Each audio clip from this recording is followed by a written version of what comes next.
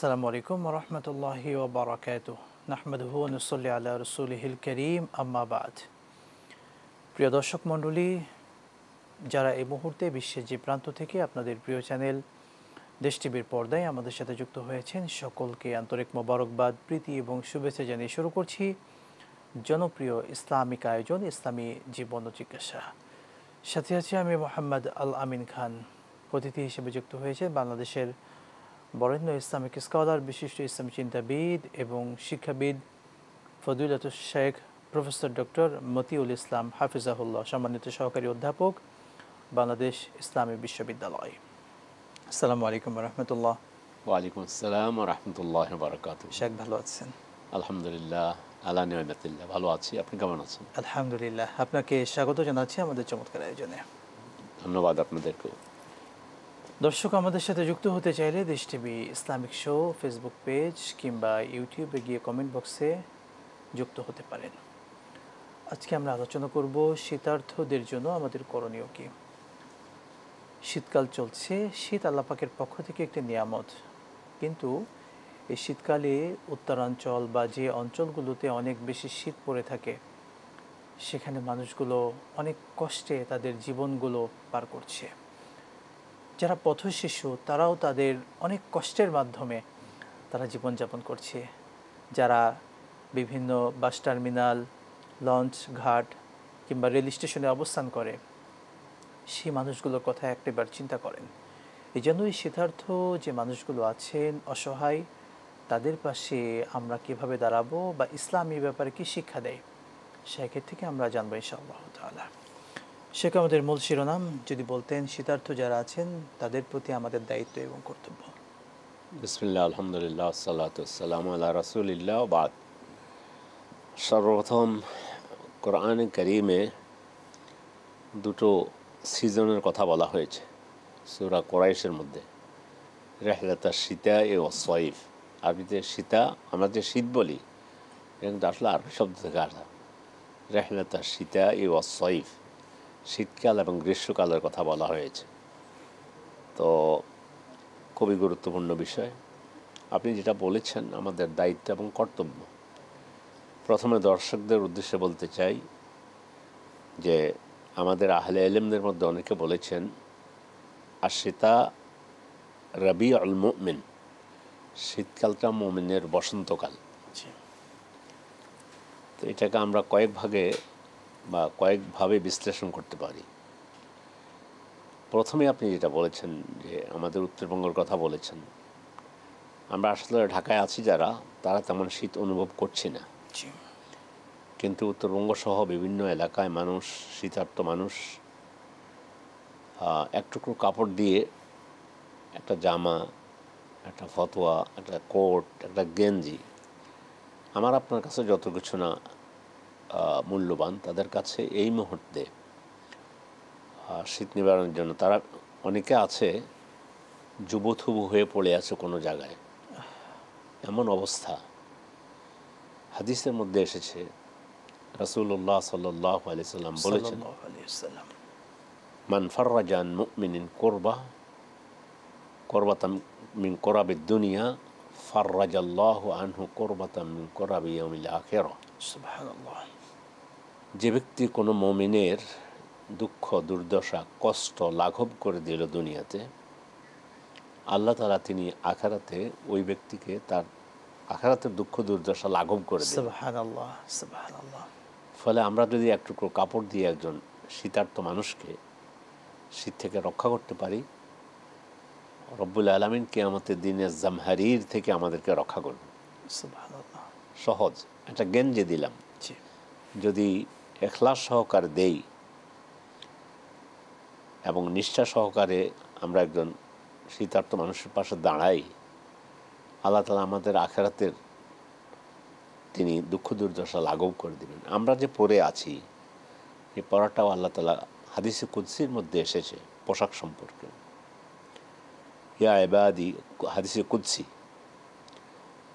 রাসূল আল্লাহ থেকে বর্ণনা করতেছেন, ইয়া ইবাদি, আমি একটা অংশ বলতেছি, কুল্লুকুম আর ইল্লা মান কাসাউতুহু ফাস্তাকসুনি আকসিকুম।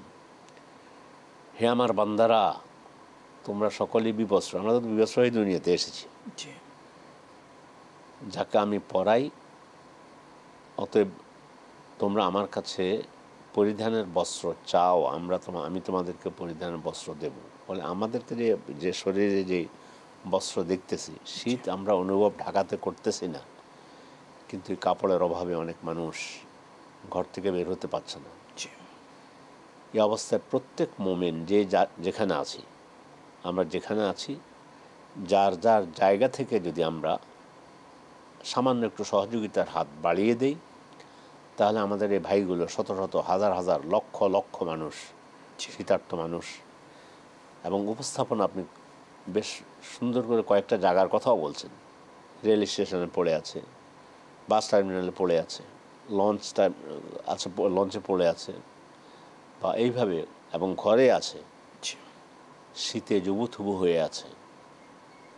আপনার মাধ্যমে আমাদের দর্শকদেরকে আমরা বলতে চাই যে আপনি যদি আল্লাহ আমাদেরকে সৃষ্টি করেছেন ইবাদতের জন্য, তাদের পাশে দাঁড়ানো এটাও আমাদের একটা বড় নৈতিক দায়িত্ব এবং আমাদের কর্তব্য, কর্তব্যের সাথে সাথে এটা ইবাদত হবে, ইবাদত পরিগণিত হবে। এটা ইবাদত। শুকরান জাযাকাল্লাহ শেখ। আমরা একটি মাসালা নিচ্ছি ইতালি থেকে। আমাদের এক বোন অনলাইনে প্রশ্ন রেখেছেন, যদিও সচরাচর আমরা তালাকের মাসালা নেই না, তিনি বিস্তারিতভাবে এটি জানতে চেয়েছেন।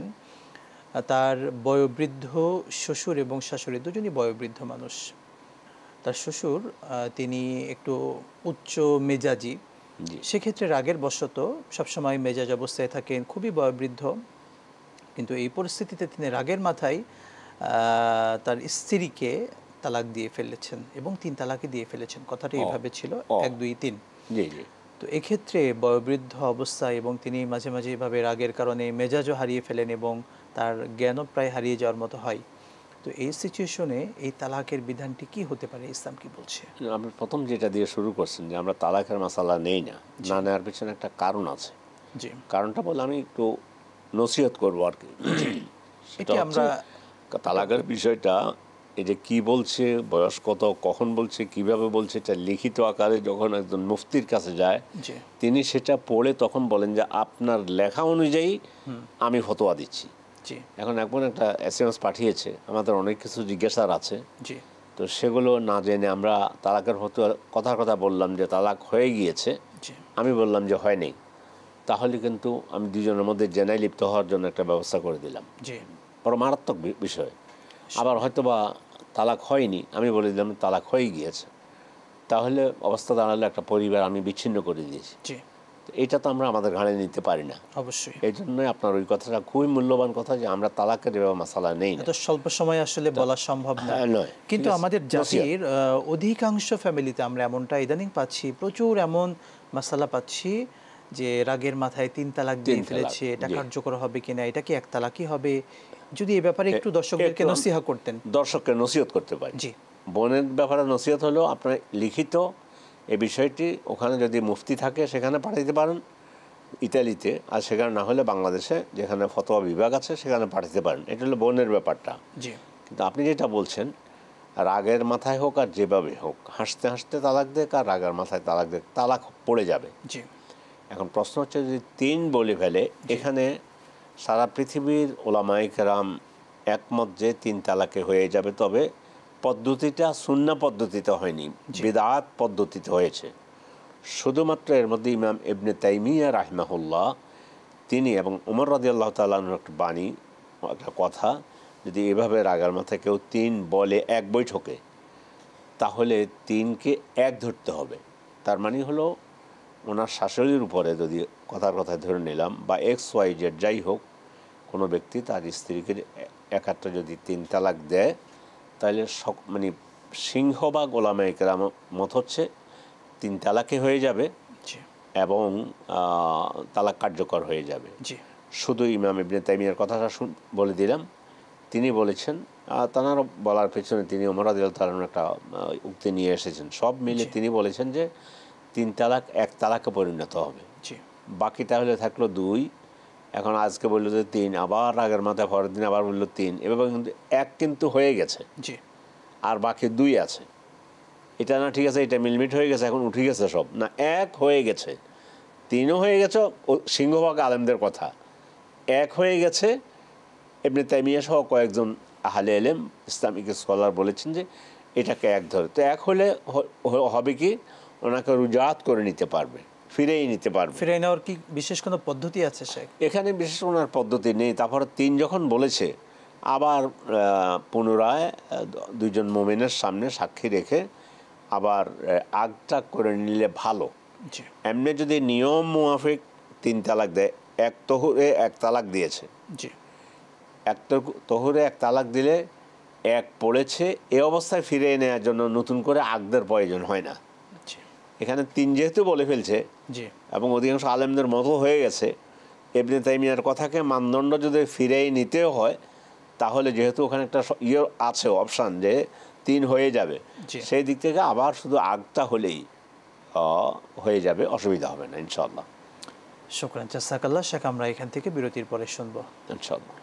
প্রিয় দর্শক মণ্ডলী, আমরা সময় হয়েছে ছোট্ট একটি বিরতি, নিচ্ছি বিরতি, সঙ্গেই থাকুন, ফিরছি ইনশাআল্লাহ।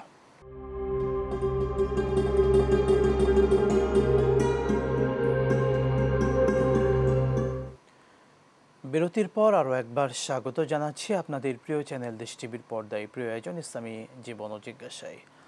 দর্শক, আমাদের সাথে যুক্ত হতে চাইলে দেশ TV Islamic show Facebook page বা ইউটিউবে গিয়ে কমেন্ট বক্সে প্রশ্ন রাখতে পারেন। শেখ, আমরা চমৎকার বেশ কিছু বিষয়, শীতার্থদের সাথে আমাদের করণীয় কী হবে, এগুলো নিয়ে আপনি চমৎকার আলোচনা করেছেন। আমরা তালাকের একটি মাসালাও নিয়েছি। আর একটি প্রশ্ন এসেছে, রাসেল রানা প্রশ্ন রেখেছেন অনলাইনে। বর্তমানে অনেক মানুষ ব্যাংকে, অর্থাৎ সুদী ব্যাংকে টাকা রাখছে এবং সেই টাকার বিভিন্ন সুদ পাচ্ছে, কিন্তু সেই টাকাগুলোকে, সুদের টাকাকে ব্যাংকেই রেখে দিচ্ছে, সেটা সে নিজেও গ্রহণ করছে না এবং অর্থাৎ তার অ্যাকাউন্টেই পড়ে আছে। এই ক্ষেত্রে এই সমস্ত মানুষদের ইবাদত বা এগুলো কবুল হবে কিনা, দোয়া কবুল হবে কিনা? দোয়া কবুলের আগে যেটা পরামর্শ দেওয়া দরকার সেটা হচ্ছে, ভাই আপনি, রাসেল ভাই, আপনাকে ধন্যবাদ জানাই। আপনার একটা অনুভূতি সৃষ্টি হয়েছে। আপনি সুদী ব্যাংকে আপনি টাকা রেখে দিয়েছেন, মানে তারা তো এটা দ্বারা উপকৃত হচ্ছে, মানে সুদকে আপনি প্রমোট করতেছেন। আপনি খান না, ঠিক আছে, আপনি রেখে দিয়েছেন, তো তারা তো উপকৃত হচ্ছে সুদের আপনার টাকা দিয়ে। তার থেকে যেটা যে পর্যন্ত এসেছেন স্টপ করে দেন। আপনি আপনার অ্যাকাউন্টটা আপনি ইসলামী ব্যাংকে নিয়ে যান, যে কোনো ইসলামী ব্যাংকে। 2 নম্বর হলো, যে টাকাটা আছে সেটা উঠিয়ে আপনি সওয়াবের নিয়ত ব্যতীত, ভিতরে কোনো সওয়াবের নিয়ত থাকবে না, এমনিই গরিব দুঃখীদেরকে দিয়ে দিতে পারেন। মসজিদে যাওয়ার জন্য বলবো না, কারণ এটা সুদের টাকা। জাহেলি যুগ পর্যন্ত, রাসূলের আগে জাহেলি যুগ পর্যন্ত বাইতুল্লাহতে সুদ, ওই যে বাইতুল্লাহ যখন সংস্কারের প্রয়োজন ছিল, আবু জেহেল, আবু লাহাবরা সুদের টাকা কিন্তু তারা বলছে যে না, ওটা নেওয়া হবে না তখনকার সময়। তো এই জন্য বলছি, এই গরিব দুঃখী যারা আছে তাদেরকে নিয়ত ছাড়া তাদেরকে টাকাটা দ্রুত উঠে আপনি তাদেরকে দিয়ে দেন। বাকি ওখান থেকে আপনার অ্যাকাউন্টটা আপনি উঠে আপনি আল্লাহর সন্তুষ্টির জন্য ইসলামী ব্যাংকে নিয়ে যান। প্রশ্ন আছে এখানে, বলবেন যে ইসলামী ব্যাংক তো লাভ দেয়, আমরা সেগুলো আপনাকে এখন বলতে যাচ্ছি না। ইসলামী ব্যাংকের লাভ, ইন্টারেস্ট আর ওখানে পার্থক্য আছে। ইসলামী ব্যাংক বলতেছে আমি আপনার সাথে ব্যবসা করতেছি, ব্যবসায় এত % লাভ হয়েছে, এই আপনার লাভ নেন। আর অন্যান্য ব্যাংকে তো বলা হচ্ছে সুদ। তো সেই এটা বলছি, সুদের পাপ সম্পর্কে অনেক, সুদ সম্পর্কে আল্লাহ বলছে আল্লাহর সাথে যুদ্ধ করা, রাসূলের সাথে যুদ্ধ করা। তো আপনি সুদের সাথে জড়িত আছেন, যেমন কি আপনি আল্লাহ এবং আল্লাহ রাসূলের সাথে যুদ্ধে অংশগ্রহণ করেছেন। তারপরে হলো যেটা বলতে চাই, রাসূলুল্লাহ সাল্লাল্লাহু আলাইহি ওয়াসাল্লাম একটা হাদিস বলেছেন, ইন্না লির-রিবা ইসনাইনি ওয়া সাবঈনা হুবা আইসারুহা আন ইয়ানকিহা আর-রাজুলু উম্মাহু। সুদের 72টি অপরাধ, ন্যূনতমটা হচ্ছে মাকে বিবাহ করার মতো, নাউযুবিল্লাহ, মায়ের সাথে জিনা করার মতো। তো ভাই, বাঁচার চেষ্টা করুন। মানে যে ব্যক্তি মান জাদ্দা ওয়াজাদা, যে চেষ্টা করবে সে পাবে। আর আপাতত আমি জানি না আপনি কেন আপনার অ্যাকাউন্ট সেখানে রেখেছেন, যে ব্যাংকে হোক, সুদের ব্যাংকে, সেখান থেকে উঠে নেন। আগের পাপের জন্য আল্লাহর কাছে তওবা করুন। সুদ আপনি খাচ্ছেন, এটা তো জঘন্য অপরাধটা তো বললাম, আল্লাহর সাথে যুদ্ধ ঘোষণা করা আর হলো মায়ের সাথে জেনা করার মতো। আল্লাহ কিন্তু সুদের কারণে আপনার অন্য ইবাদত নষ্ট হবে না, অন্য ইবাদত নষ্ট হয় শিরকের কারণে। জি যদি কেউ সে আল্লাহ তাআলা রাসূলকে বলতেছেন লাইন আশরাকতা লায়াহবাতান্না আমালুকা ওয়ালা তাকুনান্না মিনাল খাসিরিন, যদি শিরক করেন তাহলে আপনার পূর্বের সব আমল ধ্বংস হয়ে যাবে। নাউযুবিল্লাহ। আশা করি আমাদের দর্শক বুঝতে পেরেছেন। শেখ, আমরা আরেকটি বিষয় একটু জানতে চাই। আমাদের সমাজে তালাকের প্রবণতা, অর্থাৎ রাগের মাথায় 3 তালাক দিয়ে দিচ্ছে, এমন অসংখ্য মাসালা পাচ্ছি, অসংখ্য ফ্যামিলিতে এটা চলমান। এই যে তালাকটা জেনে বুঝে রাগের মাথায় মানে খেয়াল খুশি মতো দিচ্ছে, এটার কারণটা কি? বা এই অবস্থা থেকে, করুণ পরিণতি থেকে আমাদের সমাজকে বাঁচানোর জন্য আমরা কি পদক্ষেপ নিতে পারি? বাঁচানোর জন্য সর্বপ্রথম পদক্ষেপ হচ্ছে আল্লাহ প্রথম যে শব্দ পাঠিয়েছেন, একরা, পড়ো। জি যে বিয়ে করবে সে পড়বে, জি বিয়ের পর আমার কি হবে, তালাকের চ্যাপ্টার পড়বে। ইমাম বুখারী রাহিমাহুল্লাহ বুখারী শরীফে একটা অধ্যায় এনেছেন, আল ইলমু কাবলাল কাউলি ওয়াল আমালি, জ্ঞান অর্জন করা, কথা বলা আর আমল শুরু করা। আপনি যে কথা বলতেছেন আমি কবুল করিলাম, আমি তালাক দিলাম, এ কথা বলার আগে এবং কর্মে যাওয়ার আগে আপনার উচিত হলো দিন জানা। পরে এসে হুজুরদের কাছে, আমাদের কাছে, আলামিন ভাইয়ের কাছে, ভাই কী করতাম আমি, হঠাৎ তখন মাথায় কেন কেমন যেন ছিল, কিছু বুঝ করে উঠতে পারিনি, সব কিছু এগুলো বানানো। আপনি আগে যদি জ্ঞান থাকতো, ইসলাম যেভাবে বলেছে বিশ্বাস করুন, এইগুলো যদি ফলো করা হতো তাহলে বাংলাদেশে আপনি তালাক খুঁজতে হইতো যে এই বছর কোনো তালাক হয়েছে কি। আর এখন তো যেটা জানি, ঢাকা শহরে বোধহয় প্রতি মাসে 40,000-এর মতো তালাক, ডিভোর্স হয়ে থাকে, এটা যতটুকু আমি শুনেছি ঢাকা শহরে। আফসোসের বিষয়। মেয়ের মনে চাইছে যে গিয়া স্বামীকে ডিভোর্স করে পরকীয়া করে অমুক সাথে চলে যাবে। নো, জ্ঞান অর্জন করুন, দেখবেন যে তালাক কমে যাবে। আল্লাহ তাআলা তো তালাকের কথা বলে নাই, বলছে যে আল্লাহর কাছে সবথেকে ঘৃণিতম হালাল জিনিস হলো তালাক। কিন্তু আল্লাহ এর আগে কি বলেছেন, যে কথাগুলো বলেছেন এগুলো যদি আমরা আমল করি, তালাক খুঁজে পাওয়া যাবে না। যেটা পাবেন সেটা আল্লাহর নেয়ামতে পরিণত হবে। কেমনে?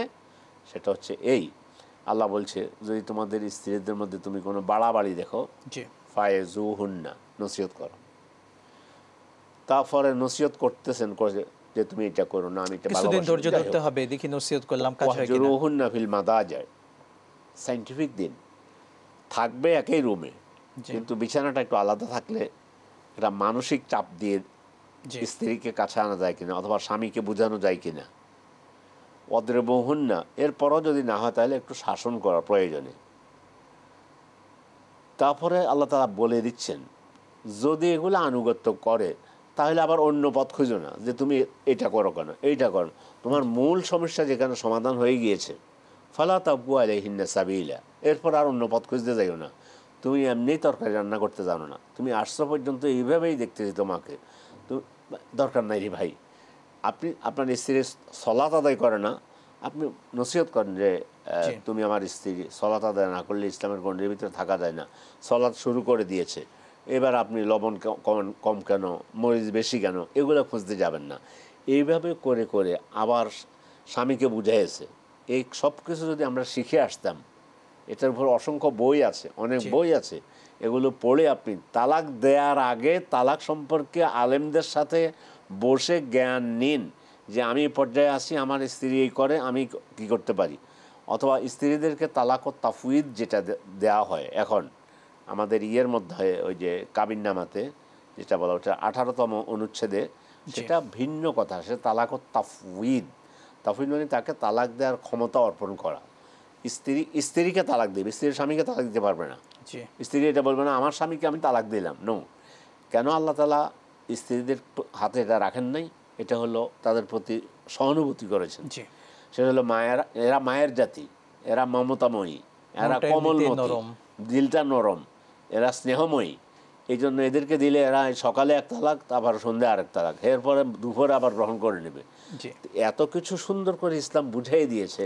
যদি মেয়ে বিয়ে বসার আগে মেয়ে জ্ঞান অর্জন করে, বিয়ে বসার আগে যদি ছেলে জ্ঞান অর্জন করে যে ছেলের দায়িত্ব কি তার স্ত্রীর প্রতি স্ত্রীর দায়িত্ব কী, এভাবে বাড়াবাড়ি দেখলেও কোরআন কি বলেছে, রাসূল কি বলেছে, তাহলে বাংলাদেশে তালাক খুঁজে পাওয়া যাবে না। এই জন্য আমরা বলবো যে জ্ঞান অর্জন করুন সব কাজে। শুকরান জাযাকাল্লাহ। অল্প কথায় অনেক সুন্দর পরামর্শ আমাদেরকে দর্শকদেরকে দিয়েছেন শেখ। মূল টপিকে বলতেন শীতার্থ মানুষগুলো, আমরা তাদের পাশে বর্তমানে বিভিন্ন সামাজিক সংগঠন রয়েছে, তারা কিভাবে ভূমিকা রাখতে পারে? সামাজিক সংগঠনগুলো তাদের কাছে অনুরোধ করব, তারা সর্বপ্রথম সামাজিকভাবে তাদের বিভিন্ন সংগঠন আছে, সংগঠন তার উদ্যোগে অর্থ কালেকশন করতে পারে, মানুষের কাছে যেতে পারে। ঢাকা শহরে আপনি আলহামদুলিল্লাহ বের হন, দেখবেন যে আপনাকে বিশ্বাস করে, সব কিছু করে। এভাবে করে আমরা শীতার্থদের জন্য জায়গায় চলে যেতে পারি, উত্তরবঙ্গে চলে যেতে পারি। যদি আপনার আর যদি বিশ্বস্ত লোক থাকে, উত্তরবঙ্গের সেরা একজন ইমামের উপর আমার আস্থা আছে যে শেখ আপনার এখানে আমরা এত টাকা পাঠাচ্ছি, অথবা নিজেরা গিয়ে শীতার্থ মানুষের কাছে যান। তাদের শুধু কাপড় নয়, শীত বস্ত্র সহ, যারা শীতে কষ্ট পাচ্ছে তাদের নিশ্চয়ই খাবারেরও কষ্ট আছে, অবশ্যই ওটা আছে। সবগুলো দেখে আমাদের বিভিন্ন সংগঠন আছে, বিভিন্ন প্রতিষ্ঠান আছে, এনজিওরা আছে, যারা সকলকে বলবো বাংলাদেশের আভ্যন্তরীণ বিষয় নিয়ে এগুলো না করে বরং শীতার্থ মানুষের কাছে যান, তাদেরকে খাবার দেন, তাদের পাশে গিয়ে দাঁড়ান। মোট কথা তাদের এই বিপদে তাদের পাশে দাঁড়ানো শেখ আমাদের বিভিন্ন সংগঠন তারা তো দাঁড়ায় বা দাঁড়াচ্ছে, চেষ্টা করছে ব্যক্তিগতভাবে। সরকার বিশেষভাবে এই শীতকালীন কঠিন মুহূর্তে যে অঞ্চলগুলোতে শীত বেশি, তাদের জন্য বিশেষভাবে কি কি পদক্ষেপ রাখতে পারে আর কি? শীতার্থদের ভাতার জন্য ভাতা এই মুহূর্তে আমরা তো যে বৈশাখী ভাতা দেই, সেরিকি কাজ করার জন্য, আমি একটু শব্দটা এভাবে বলতেছি, যাই হোক কৃষ্টি কালচার এগুলোকে করার জন্য। কিন্তু এখন এই যে শীতার্থ মানুষগুলো, এক কথা সেটা ভিন্ন নাম হইতে পারে, নাম দিতে পারে, গরিব দুঃখীদের জন্য, অনাথ মানুষের জন্য ভাতা, বিশেষ একটা ব্যবস্থা করা সরকার পদক্ষেপ নেবে যেন এই মুহূর্তে আমার দেশের মানুষেরা তারা ভালো থাকতে পারে। শেখ আপনাকে ধন্যবাদ, আবারও শুনবে ইনশাআল্লাহ তাআলা কোনো এক সময়। দর্শক মণ্ডলী, আজকের মতো বিদায় নেব, কিন্তু সবশেষে এই কথাটি বলবো, আমার পাশের যে অসহায় মানুষটি বা আমার যে ভাইটি শীতে কষ্ট পাচ্ছে, আসুন আমরা তার পাশে দাঁড়াই। আল্লাহ তাআলা আমাদেরকে সে তৌফিক দান করুন, আমিন। বিদায় নিচ্ছি। আসসালামু আলাইকুম ওয়া রাহমাতুল্লাহি ওয়া বারাকাতুহু।